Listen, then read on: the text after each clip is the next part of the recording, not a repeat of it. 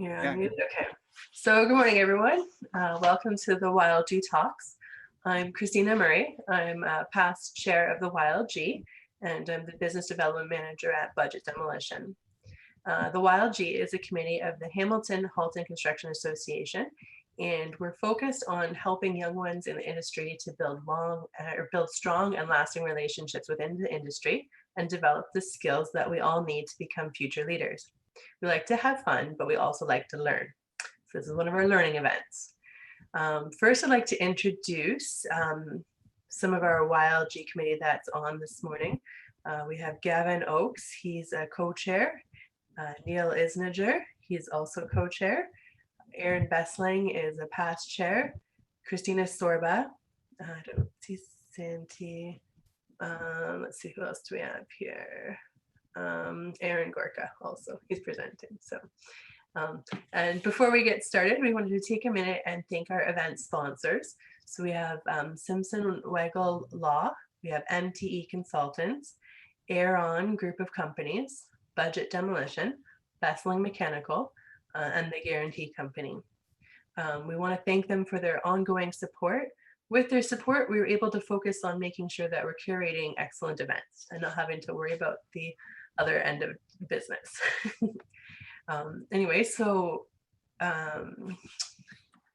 next slide. Oh, hold on.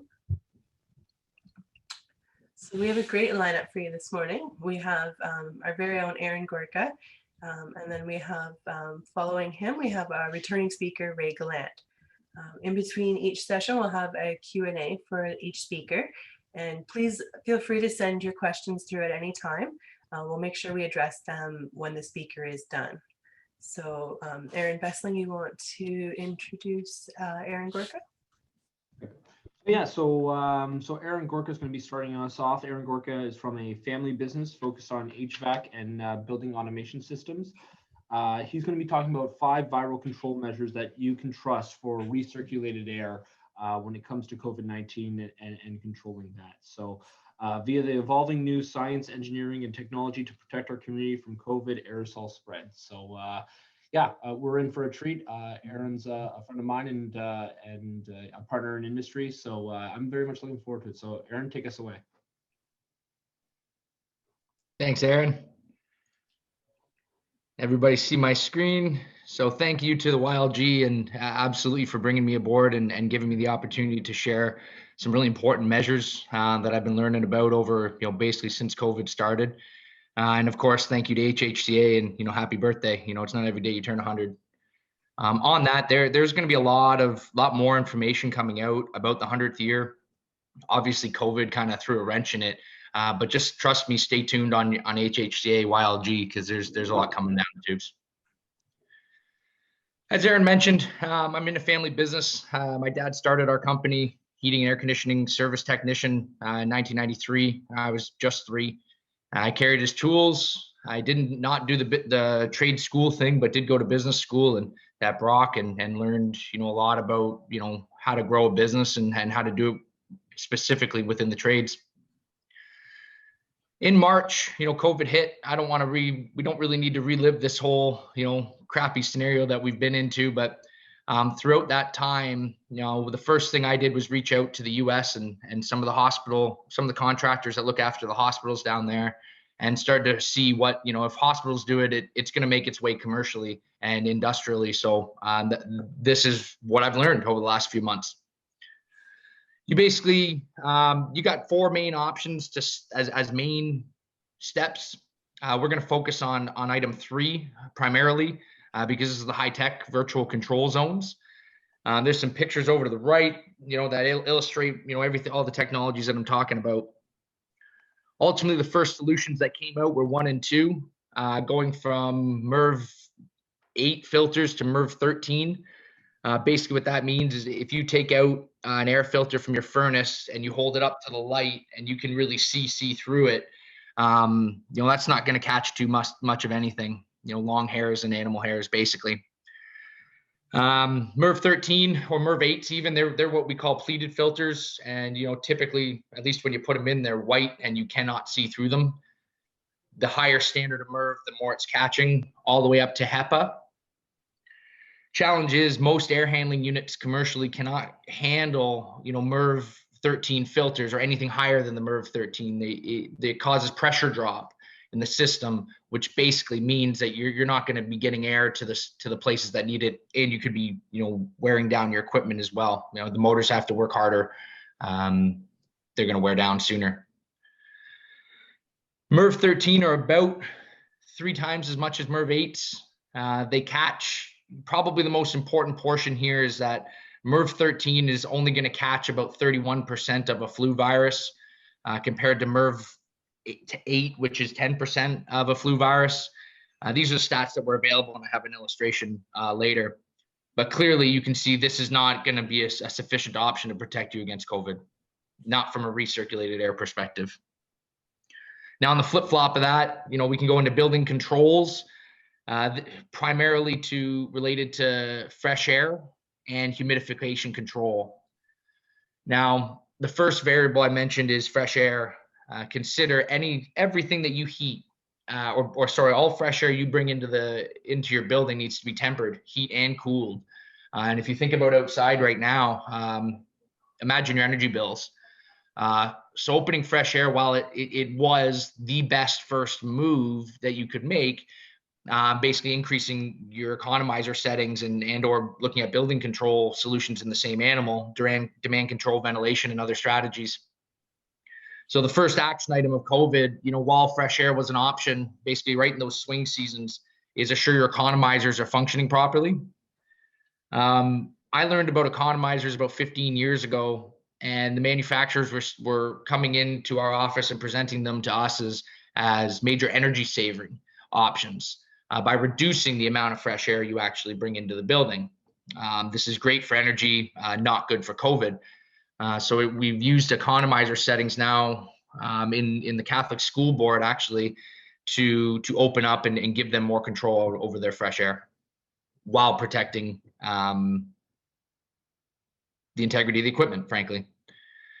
Humidification is not typically worth discussing in these. Most commercial equipment are not engineered to handle dehumidification. Fitting it up into your equipment is exceptionally expensive, and operating it is also exceptionally expensive. We developed an ROI, engineering ROI we can share with anybody, comparing, some of the high-tech solutions I'm about to get into with these building control solutions. So obviously this option, if it's capable, do it. It's perfect. Start on it immediately. Verify that they're working, but consider the maintenance costs and the energy costs. High-tech option 1. So this is kind of the meat and potato time. This was the first thing that I learned about in given COVID. It's been in hospital recirculated air systems for ages. They're fit up in tuberculosis facilities. The key here, historically, UVC has been marketed as a low dosage solution for static, coil cleaning. Now, eventually what this means is bacteria will grow on your coils, when they're running a lot in the summer times. They get damp and bacteria will grow on them. This is a big problem in the southern US when, they're running 100% of the time and they never turn off. In Canada, for the most part, they dry up, they turn off, they dry up, they flake off, and they're harmless. So UVC has been provided a solution for that. However, it's a relatively low dosage. This is a biofilm that's remaining static on your coil. So what we looked at on the flip side, and I had one supplier shocked, he says, what you're asking for is what is for a tuberculosis facility. I says, perfect. That's what we're doing here, isn't it? Why put anything into your system that's not going to truly prevent COVID? Biofilm has nothing to do with COVID, ideally. And I'll stay focused on this. And ultimately, what we're aiming for is $8,000 to $10,000 or 8 to 10,000 micro unit dosage to kill 97% of a virus, including the COVID sized dosage, in a first pass. The challenge that you're going to get here, and this is kind of the point, you really have to do research into the dosage to which, you know, UVC will be applied into your system. This is a visual for you. On the top right is your filtration summary that I had mentioned. You can see even a HEPA MERV 16, you know, filter is only going to catch 0.1 microns, which this was the information on influenza we had.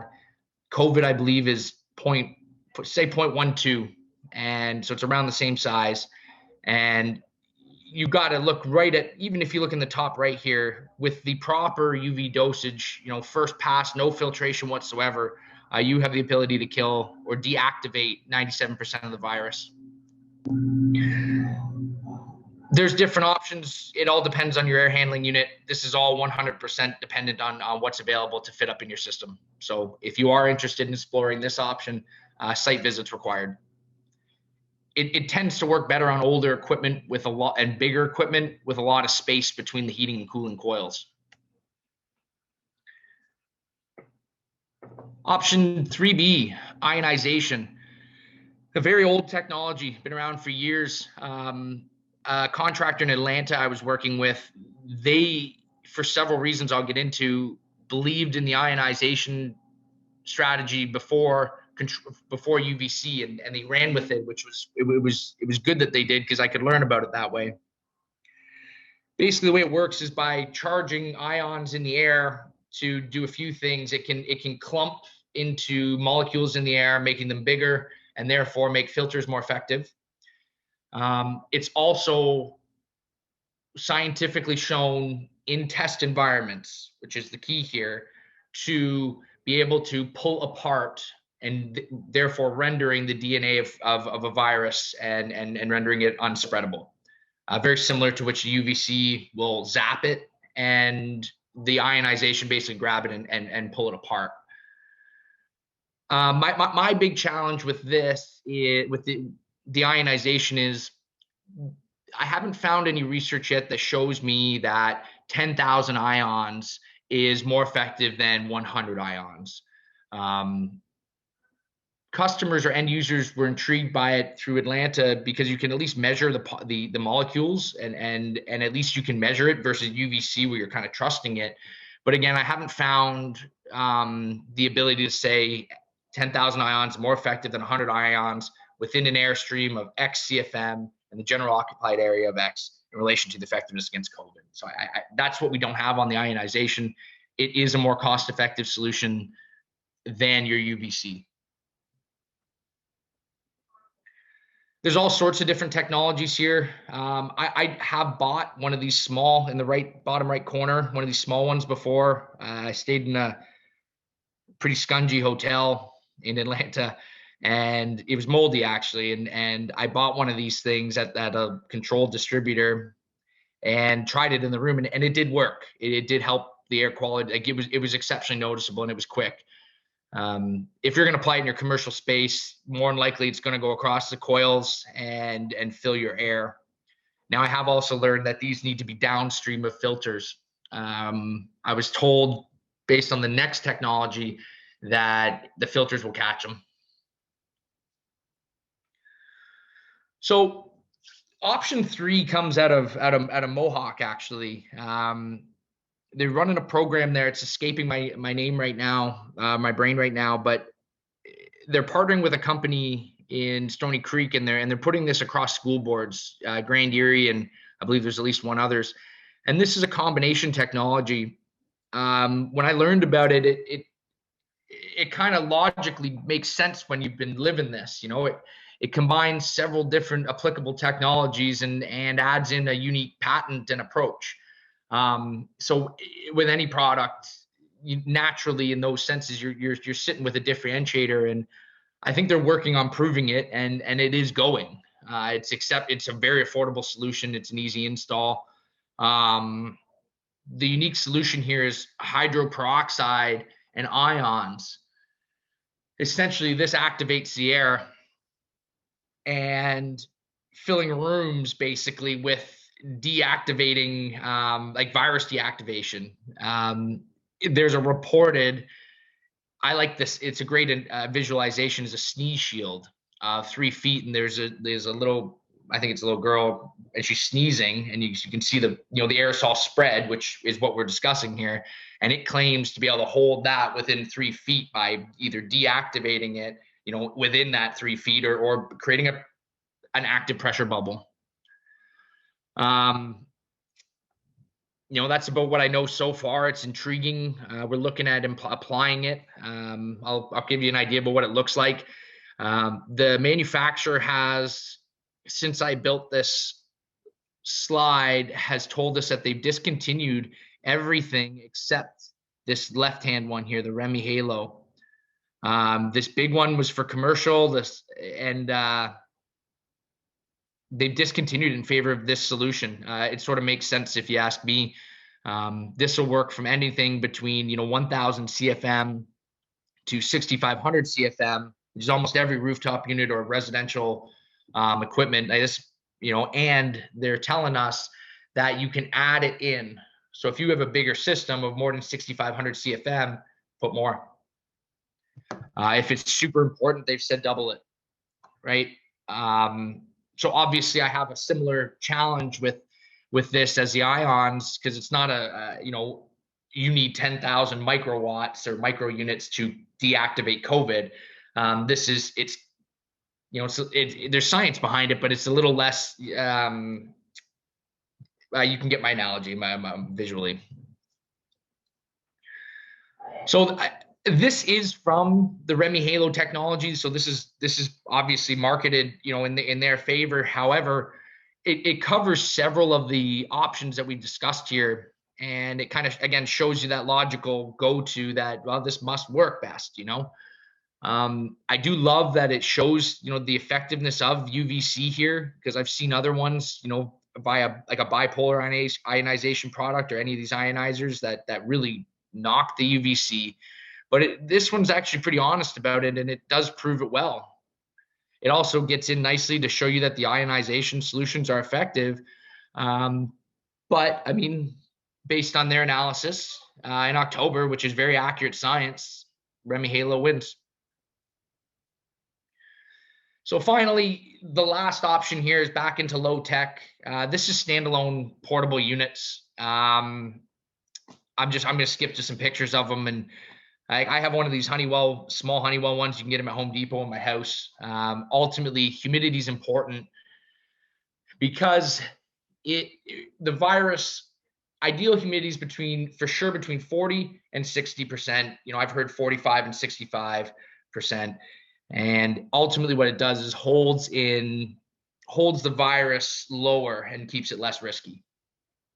It's a very oversimplified explanation, but it's true. A couple of these other units here, these more commercial looking ones are standalone. They have UVCs in them and HEPA filters in them, and you would more or less install these, say, in a classroom, or it's not meant to intrude on existing ductwork, but it is more of like a permanent, in your ceiling solution. They are rather affordable as well. And I mean, this is the Dyson humidifier. I just got to imagine that Dyson's probably the best. With 4 minutes to go, we're rolling through nicely here. I got to bring in the engineering behind this, and this is ASHRAE, and I'm just going to hit, a couple key items here. I did notice that there was an air balancer in here attending. If your space has been refitted or you moved into a space and you don't know if that's been air balanced in a while, or if it's just been a long time, that would be wise to investigate. So right from COVID, right from the start, these are the recommendations. Number one, get a building readiness team together, internal stakeholders, your HVAC techs, your BAS company, and maybe some engineering and maybe air balancing, and get a team together. The Catholic School Board's first move was to evaluate all the fresh air equipment in the BAS as applicable. Collaborate, make people collaborate together, your different contractors. The pandemic mode ventilation sequences and an eco mode for energy savings is important to consider as well here. Basically what that means is they want you to do a 2-hour pre-purge. Every school wants to blast fresh air in for 2 hours before school occupies every day. and for 2 hours afterwards. And beyond that, we want to program it to be able to maximize the fresh air. Consider changing your air filters more often. I don't think it's not your silver bullet, but it's important to do anyway. Consider high-tech viral control measures. Get on that soon. Consider portable standalone units, and consider upgrading your fan motors. That's kind of expensive and mechanical. I think there's other solutions.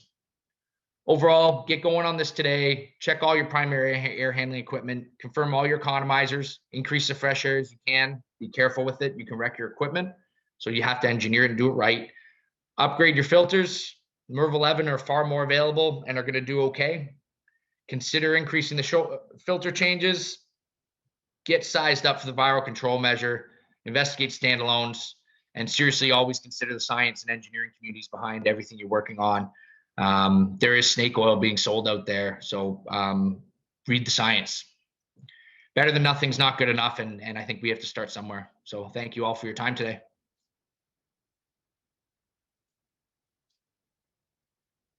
Oh, I guess I should keep it sharing. Thank you very much, Aaron. That was very interesting. Timing was good. All right. Thank you, guys. Appreciate it. Do we have any questions for Aaron?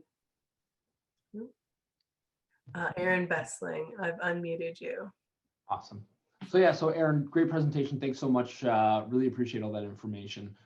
So as far as doing analysis of your building and kind of what sort of situation, if you're at risk, what kind of markers do you look at a BAS system that you could tell, like, I know you mentioned humidity, that's a good one.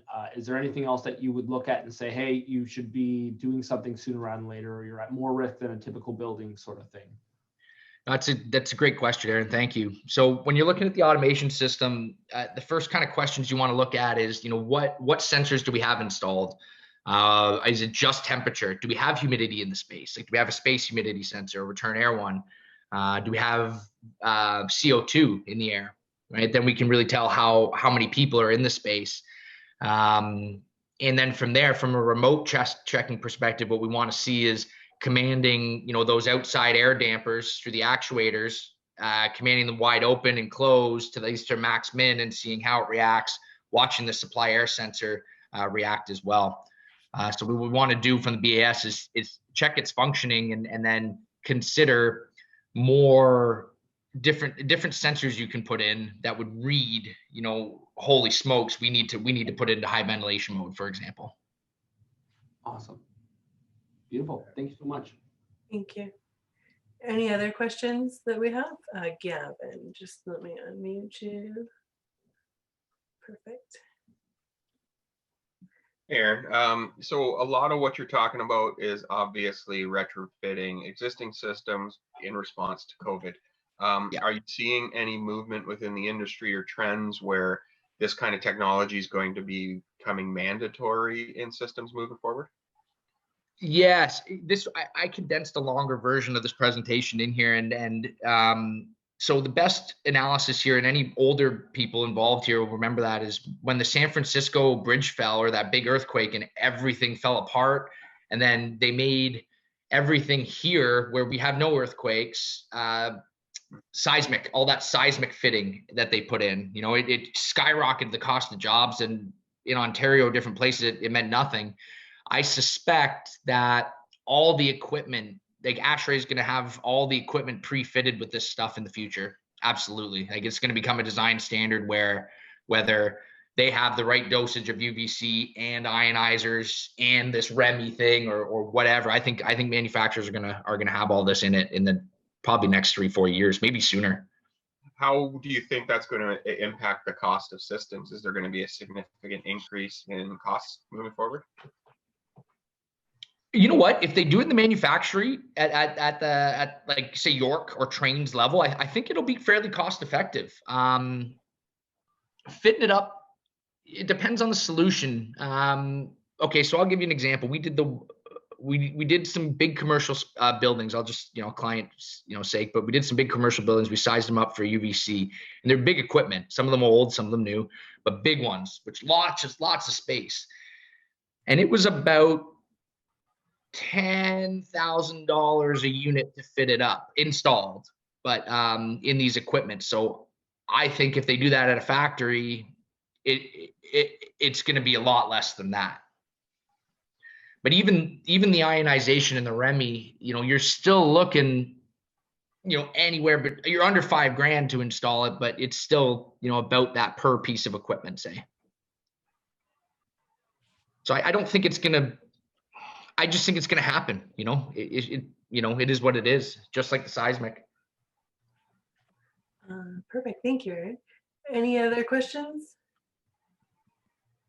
I do have one. So you mentioned that humidifier is a great way to go.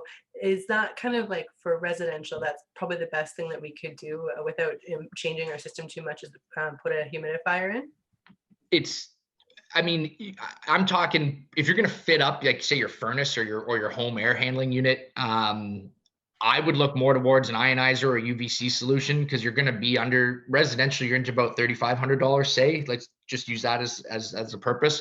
Don't fit it up with a humidification system. You know what I mean? Just buy yourself a local humidifier. Make sure you're measuring it. Actually, I got one right here. Like, get yourself a humidity and temperature sensor, so in your space, what it is at. I can't get it over 40, and I got a little humidifier running right now. So I would say for your home, and it's getting cold, like the crusty boogies in the morning, right? Nobody wants that. Perfect. Thank you for that image. It's a good one, and it makes sense. Never mind COVID. Awesome. Thank you very much, Aaron. We really appreciate your time this morning. Thanks, everyone. Oh, sorry. What's that? No, it just says thanks, everyone. Oh, sorry. I see Aaron and Neil. Hold on. Let me unmute Aaron. It looks like TMA has a question. TMA. Okay, hold on. One more question. Sorry. Hey, how's it going?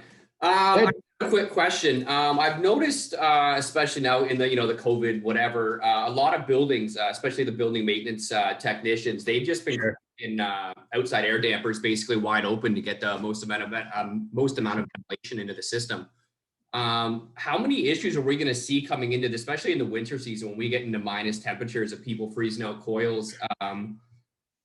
Yeah, it's not good. That's not good. Like, as I'd mentioned there, it's really, really important. You guys are the air balancers, right? I give you a shout out there when I noticed you, because it is important, right? And we work with you guys. We're the control guy. We're making those dampers move. You guys tell us where to put them, and we're teammates. Right? No, that's going to be a big problem. When coils freeze, like that's going to wreck buildings. So definitely, yeah. What we in the scenario where we opened them up, we've also pre-scheduled probably soon, in the next month or so, to go back, double check them. We're also monitoring them on the BAS to make sure we're not going to freeze the coils. But if that's not being done and service techs are just cranking them open, then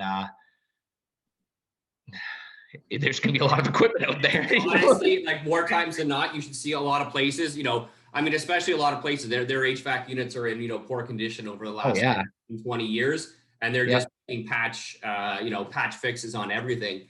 How is this, sorry, I'm just trying to, I kind of stumbled. You're all right. Yeah. Is there basically, essentially, is there going to be a solution to this issue, or are we just going to have to do it as a maintenance based, okay, we've tried a frozen coil, we need to repair it, or is there some kind of energy solution that is coming up, or is this something that's going to be discussed coming up? Or even more, they're going to have to retrofit a lot of their, have their whole units inspected before they can really make any serious changes to it, correct? That's step one. Get to site, get an HVAC mechanic who knows what he's looking at, to do the evaluation, to do the proper, like really check the economizers, not just, gauges and stuff, like check it, run it through its sequence, see where it's at. And again, you need to have the safeties in place if you're going to start this. It's pretty cool stuff, truly, as a mechanic to do this stuff, but it's you got to do it right, they're just going to freeze, right? Get ready for the call. Oh yeah. I hope nobody's out there doing it. Get lots of pictures and tell that customer to, call Aaron or you guys. I don't care. And no, further to that, I can add, as you switch from economizers to more of an ERV solution where you're starting to take some of the heat out of that air and you that you're recirculating or that you're not recirculating the air that you're taking out and using an ERV to transfer some of that heat. So, if you're just wide opening those coils without considering an energy recovery ventilator, then yeah, that's a potential solution to that sort of problem. Yes, sir. Okay, awesome, guys. I think we need to get moving on.